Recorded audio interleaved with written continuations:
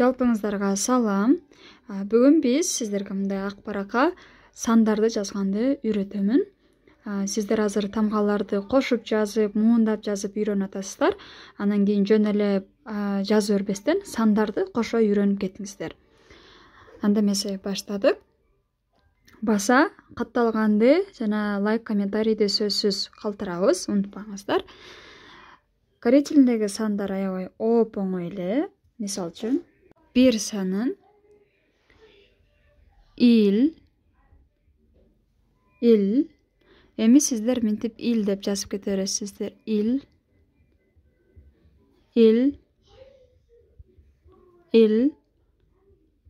Ушинтип аягына чейин жазып чыгасыздар. Экинчи и. Эки. 3 сам.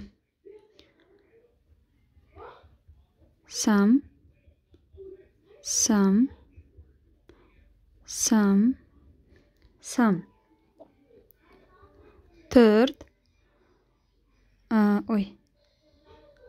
Са. Мен дайыма 3 менен 4тү алмаштыра берет элем, ошондо минтип жатталганда самса депчи. Самса болот атпайбы? Самса деген кыргызча сөз бар го. Мен 3тү са деп алат элем, 4тү сам деп алчумун. Ошон үчүн адашпаш үчүн ирети менен самса деген сөздү айтам деп туруп, сам 3, са 4 деп жатталгам да. 5ке келгенде, бир жолу са, 5ке келгенде о.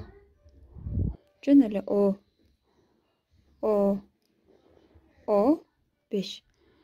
Алтын айтып атканда юк.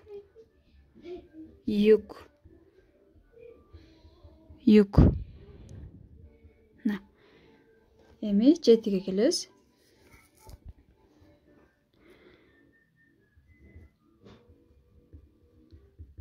Чил. Чынын үстүндө койрукчасы бар, унутпайбыз. Шляпасы деп коем мен. Чил. 8.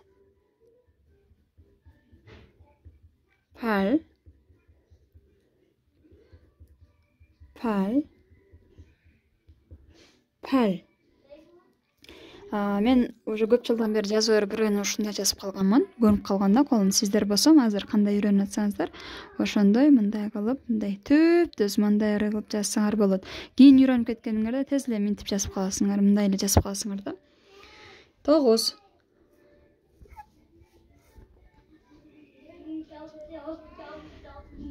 Ку.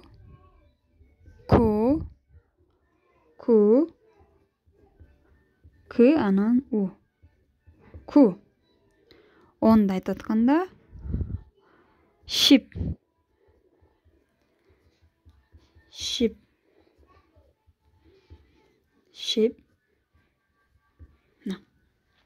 Эми карагыла. 10ду айтып атканда бул ондук цифра шип, 11ди айтып атканда бирди эмне деген элек ил дегенбиз, 10ду айтып аткан кыргыз тилинде мисалы үчүн 10 анан 1 деп айтабыз, туурабы? Корей тилинде ошондой эле 10ду алып келебиз. Шип, 1ди алып келебиз. Ил 11 болуп калды да. Түшүндүңөрбү? Шип бул 10, ил бул 1. Шип, ил. 12-ни айтканда кандай болот? Түшүндүңөрбү? 10 дагы 12 деп айтып атканда 10ду алып келдик, 2-ни алып келебиз. 2 деген сөздүчү. 10 шип и.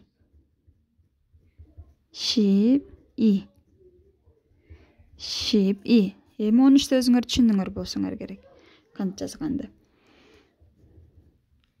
Шип сам. 14-тү түшүндүңөр, Шип са. То есть 10ду эле коесуңар дагы аркасына ушуга чейинки үйрөнгөн бул цифралардын баардыгын коюп кете бересиңер. 15 кандай болуп калат ушунда? 15-ти болсом шип о.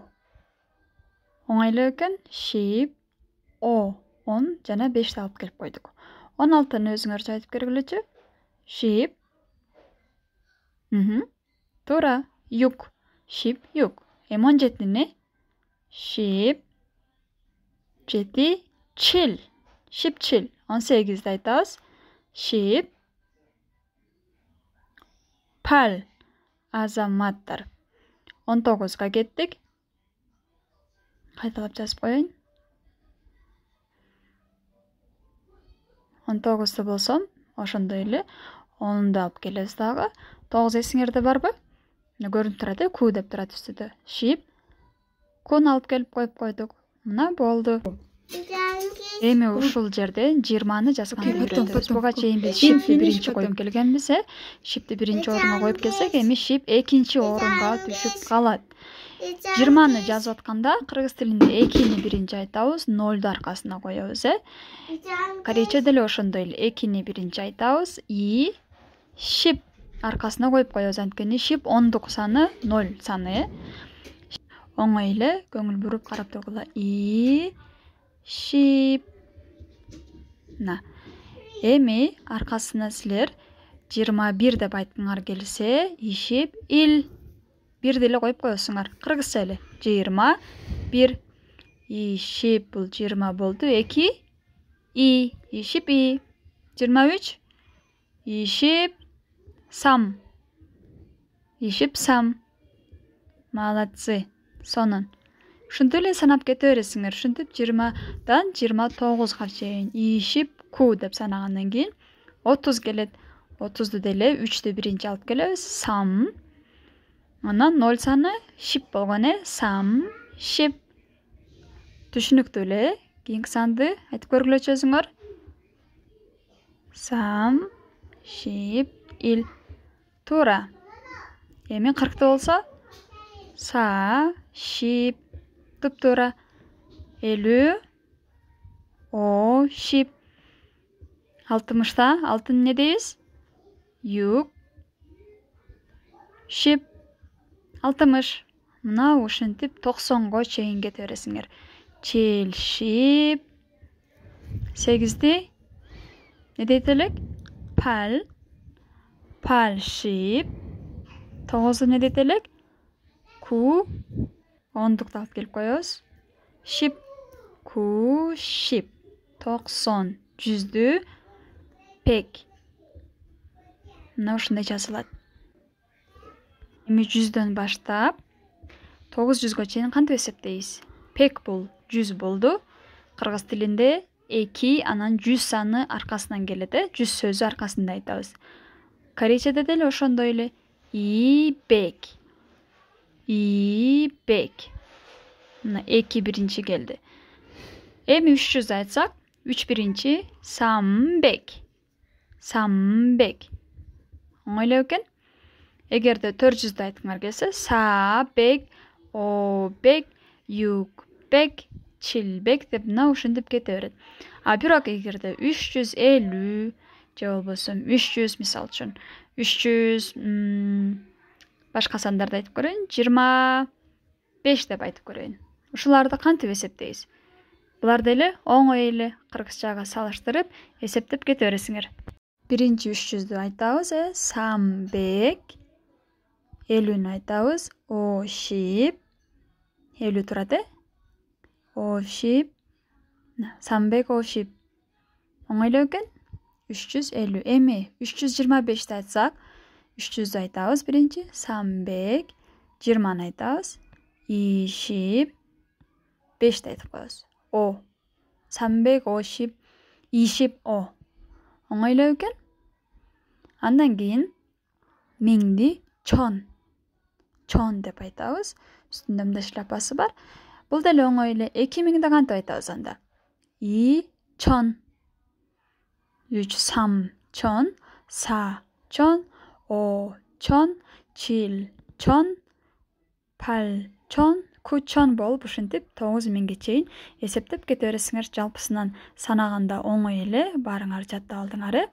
Анан корей тилинде 2 түрдүү сандарды колдонулат. Кытайча сандар, анан корейче сандар болуп колдонулат. Бүгүн биз үйрөнгөн бул Кытай сандары. корей сандарын кийинки сабактарда үйрөнөбүз. Булар бир аз башкачараак келет.